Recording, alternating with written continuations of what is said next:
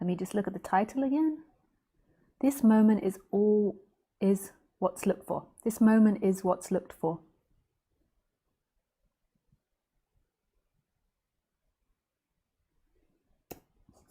Sometimes these titles are such bad English. This moment is what's looked for.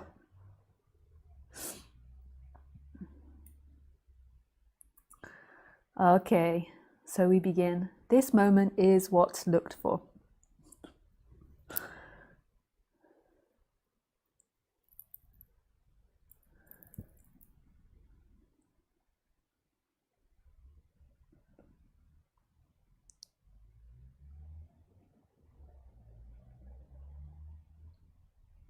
So I think when I was younger, like now I don't really think about it, but when I was younger, like there was a part of me that was attracted to non-duality because I saw that the consciousness and the I am was a refuge.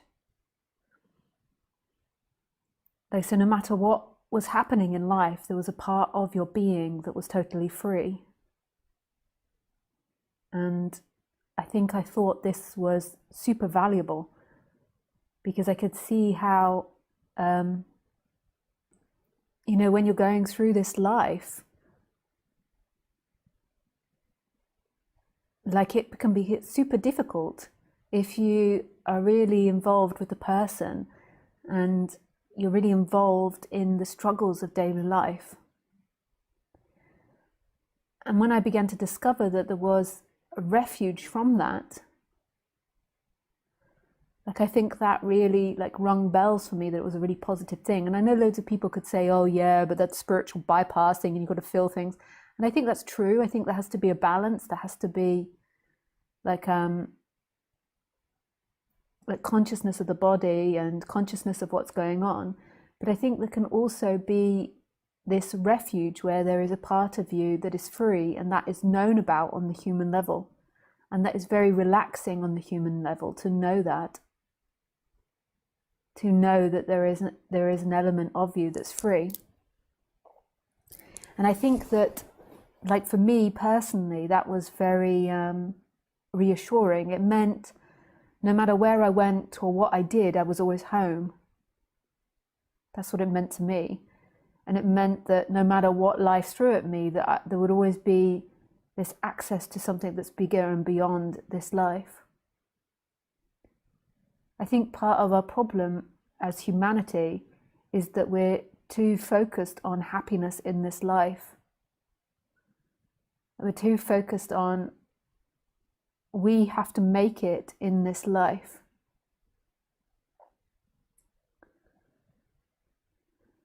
And I think this is super stressful. I now see a lot of my friends that haven't really gone into the spirituality, or maybe they have a little but not very much.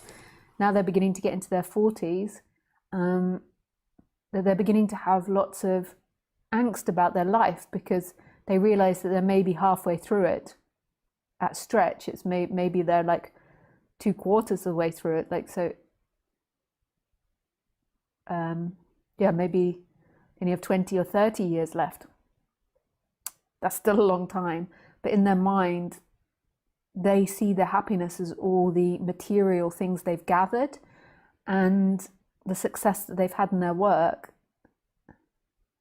the family that they've had. So they're assessing their success by their environment, and they're kind of getting to 41, and then it's kind of like, yeah, a lot of them have got young kids and their life is quite stressful, and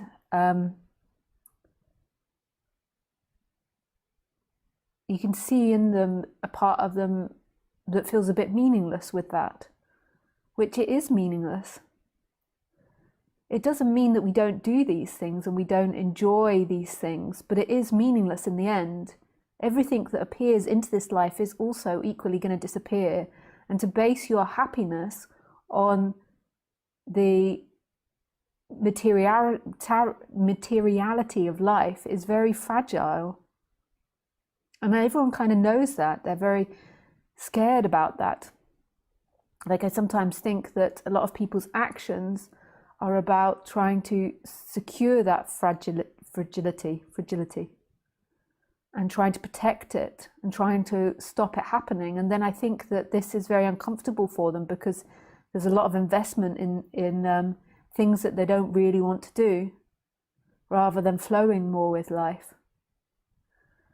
It's like if you're living in a dumpster, like that's going to be painful, especially if like you have extreme weather.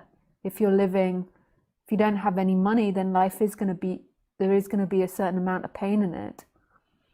But the real suffering comes when there's a belief that your freedom and your happiness is connected to these things, where it's really not. Your freedom and your happiness is the knowing of who you are, and nothing else will really change in your life without that recognition. You will change your personality structure to an extent, but my experience is that it's so deeply embedded, the personality structure, that you can kind of make it better, make it work for you. You can understand it, which will calm it and stop you imploding your life and being very self-destructive. But you won't really get rid of your fundamental issues, which will have started in the first 5 years of your life. And that will be, I suppose, dependent on your environment. And if you had a very difficult first 5 years of your life, then your personality is going to be difficult around other humans. It's going to struggle in that area. And if you had really easy first 5 years of your life, then it'll most likely be easier. And we can deal with that. So if you've had the first 5 years of like difficulties, you can retrain yourself in a way to recognize like alarm bells that are going off. But it's always going to be like that. There's always going to be the tendency to do that, to be like that, I suspect.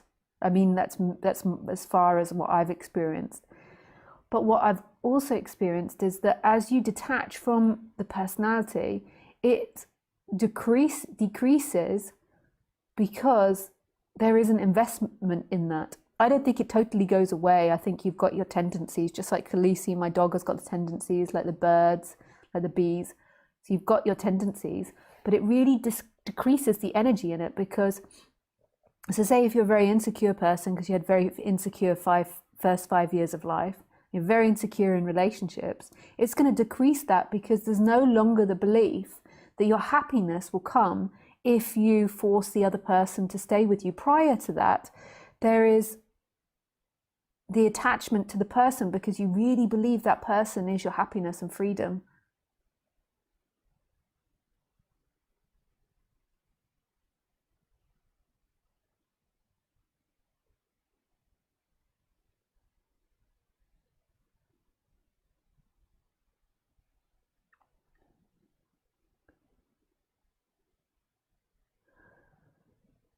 And I think it's great getting to know the personality structure. I'm not of the opinion that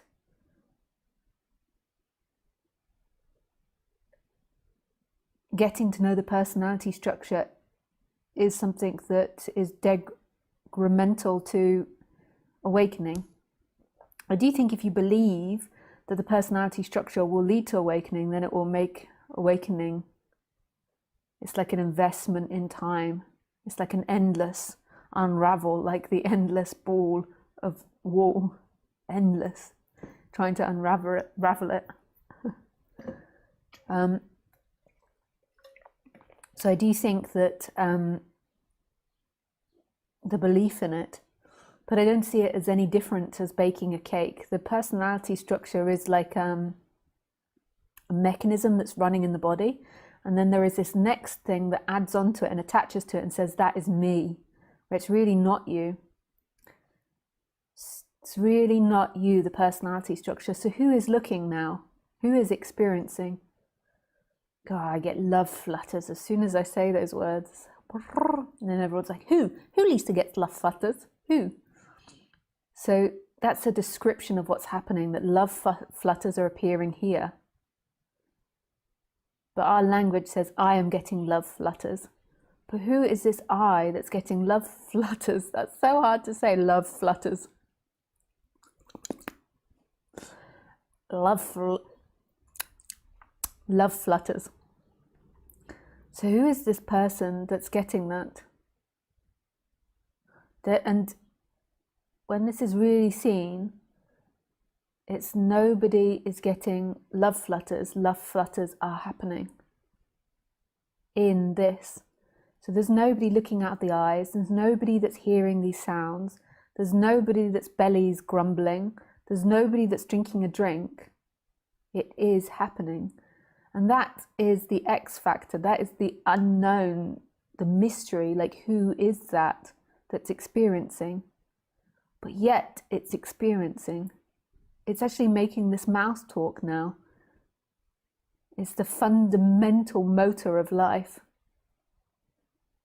It is life. It is everything.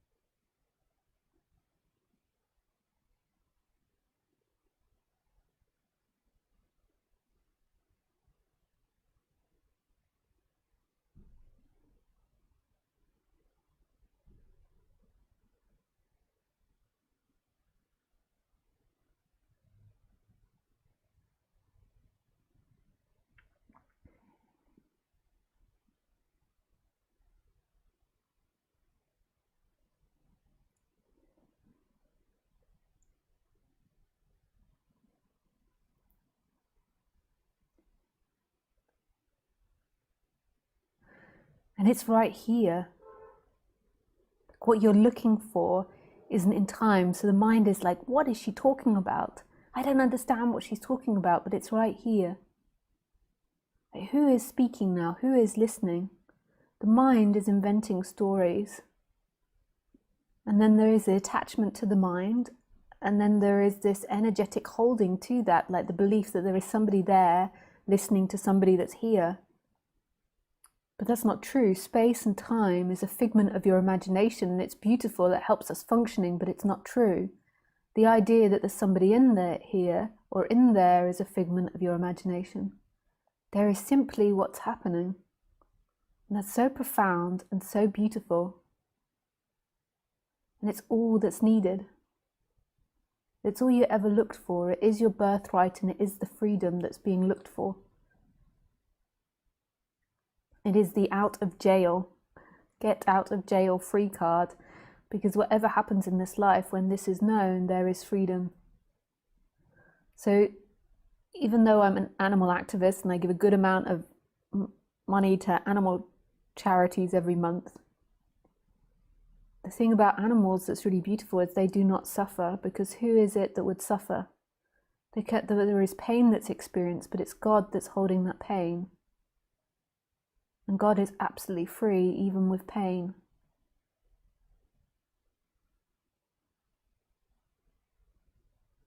So animals do not suffer, but their body can experience negative emotions, physical pain, discomfort. But there's nobody there that suffers it. There's no one there who suffers it. All our suffering on the human level comes from the misidentification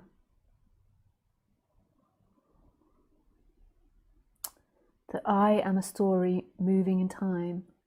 And you're not a story moving in time. You're not a person, you're not a name, you're not an idea, you're not your past, you're not your knowledge, you're not your children, your home, your country, your nationality. None of that matters. What you are is what is. What you are is right here. It's right now.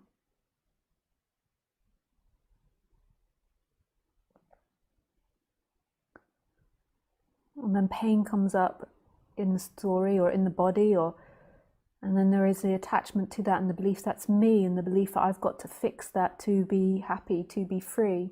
This pain is going to take away my freedom, and this is the lie. There's nothing wrong with fixing things. That's the lie. And humans are all squiff, I can't say that word properly. Because they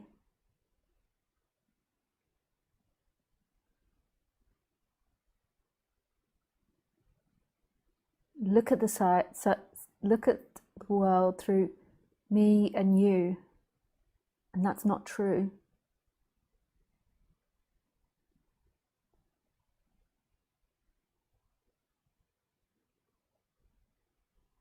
So there is nobody suffering in time.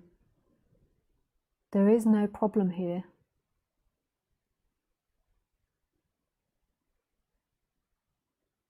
This moment is free.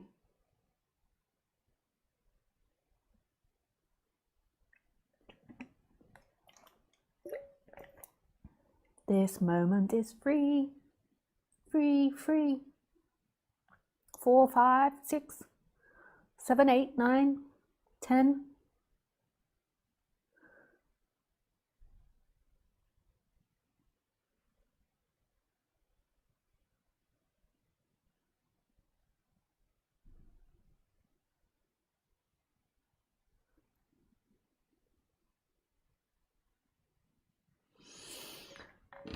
On a different note, before I start questions and answers, I just want to advertise Windhof. I don't actually have him on my reference page because it takes me freaking forever to update my reference page. But I've been a fan of Windhof for quite a few years now, and I've been regularly practicing it for like the last year. Particularly the breathing and cold showers, and in the middle of winter I was doing cold baths in the sea, which was intense. I don't do the cold baths in the sea at the moment because it's warm, but also I had to give it up because there's too many things I was doing. I couldn't keep up with everything, and I was doing that daily. And so it's not for everyone. And when I had my concussion, I can sincerely recommend not to do it then. I tried. Like day after the concussion, I was really out of it, and I tried to do the Wim Hof. I tried quite a few times, and it just made me more concussed. But the rest of the time, I do it. And so I might be eating my hat. I say this, and I'm going to eat my hat, but we're now at peak hay fever season. And I have got better from hay fever over the years. And when I was a child, I had asthma for a few years. I still have my allergies. But I'm unmedicated this year. So normally in the end, I break and I take a antihistamine pill, because if you've ever had proper hay fever, it is like fever. It's like you can't stop sneezing and you like go crazy. You're like, and you can't stop, and your eyes are burning. Your skin begins to swell up, like you're irritated by it. And it is like, because I travel a lot, like if I'm in the south and it's not so bad as in the north, there's a pollen here that really aggravates me. And I still have it. Like yesterday, my lips swelled up a little bit because I think it touched pollen or grass or something. And my eyes were a little sore. But I've had no proper sneezing fits. I've had a few sneezes, no proper sneezing fits where it's like there is just water running out your nose and you just for like half an hour like it's just crazy making. You're unable to do things, and it could be because I hit my head. So I think that the hay fever is at its peak now. It maybe started the peak of it like a few weeks ago, and yeah, and I really feel it's to do with Wim Hof. I think that it's an amazing technique that he's teaching, and I think that in India they've been using it for thousands of years. I think it's related to their breathing stuff that I can never say. Their what's it called? I have to look up my website.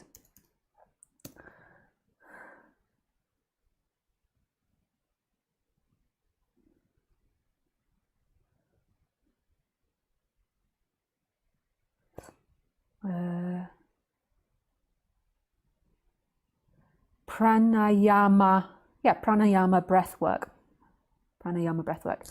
And I think that's most probably where he got it from, although I don't know its origins. And just these simple breathing exercises and cold showers, it's physiologically, like he explains it, like what's happened, and there's been loads of scientific research on it, that accessing the, I've forgotten what it's called, this part of your brain, it's part of your reptilian brain, and it's, I've forgotten. My apologies. This is a nightmare for a dyslexic trying to say these types of things. But it's basically, so just a reminder, if you want to call in, just put call me, and don't actually call, just put call me in the chat, and then I will call you when I'm ready. And it's amazing. I would really recommend everyone to do that, as long as you've got no underlying health issues, and really commit to doing it every day. And I really feel that this has helped with my hay fever. I've been focusing on it when I do the breathing, like healing I think hay fever is what we can call an autoimmune disease. It's basically your body is telling you that pollen is the enemy. It's like there's something bad with pollen. And it could be age, it could be my hormones, but I feel intuitively it's Wim Hof. Yes, so I would really recommend that to people. And it's amazing, like even if I have like a difficult emotion, like if I've had a very tough session with someone, this isn't blaming anyone, like that's what the sessions are for, and they've had very difficult emotions and I've picked it up energetically, I often will go and do Wim Hof, and it can really clear the energy, like really help me like pass it through my body. So if you're experiencing trauma, or if you're experiencing like emotional instability, I recommend it. Yes. Okay, now we go to questions